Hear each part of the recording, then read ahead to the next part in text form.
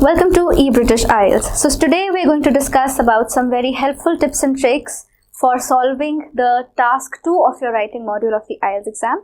Now remember, the task 2 of the writing module carries 6 out of 9 bands, so it's a pretty considerable amount. If you gain higher marks in this, you will be able to achieve an overall higher band score in your IELTS exam. So let's move on to the first point. The first point is to understand the question properly. So now what happens a lot of time is that the student while he's giving the exam, just to save more time, they just give a fleeting glance to the question and start writing immediately. They don't really spend a lot of time in understanding the question. So it's very important that you take an appropriate amount of time, like say 10 seconds, read the question properly, try to understand what type of question is it. Is the question asking you about the disadvantages or advantages of something? Is it asking you if you agree or disagree to a certain notion? Identify keywords and try to analyze what the examiner is actually asking from you in your answer. So this is going to save a lot of time, and also you will be able to answer it in a proper way, and you will be able to write full answers, and the chances of you leaving the writing task to incomplete will be a lot lesser. So the second point here is extremely important, which is planning your answer. Now planning is essential in every aspect of life, and in the writing task too, it is equally essential. So after you've understood the question properly, after you've identified the keywords, identified the type of question, you will be having certain ideas and certain content or points in your mind, but they might be in a very scattered and a disorganized way. So if you plan your answer before you start writing, you'll be able to write a very structured answer. It'll be more cohesive, it'll be not haphazard, and it's just going to make a better impression and impact. So the third is write a good introduction. This is very important. Why?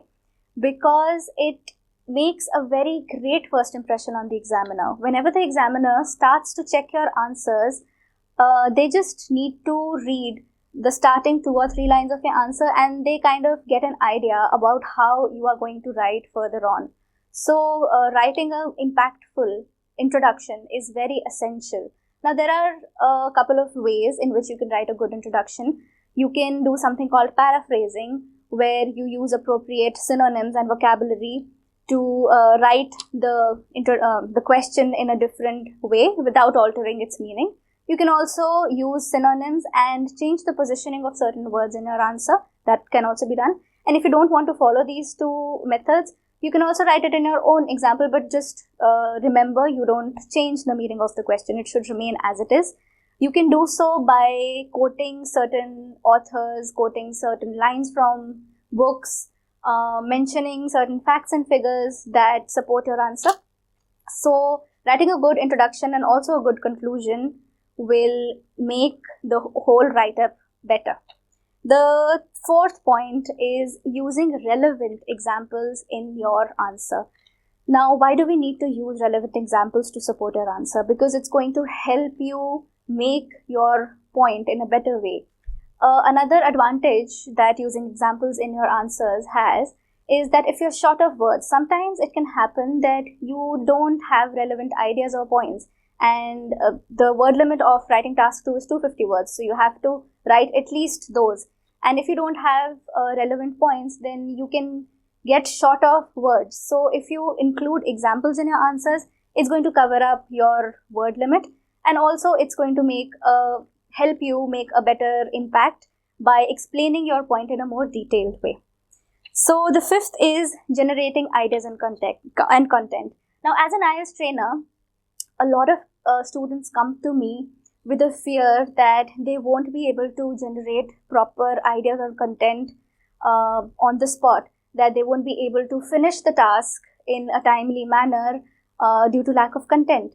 So what you have to do is, there is just one very straightforward and short method that will ensure that you have relevant content, is making yourself aware of your surroundings.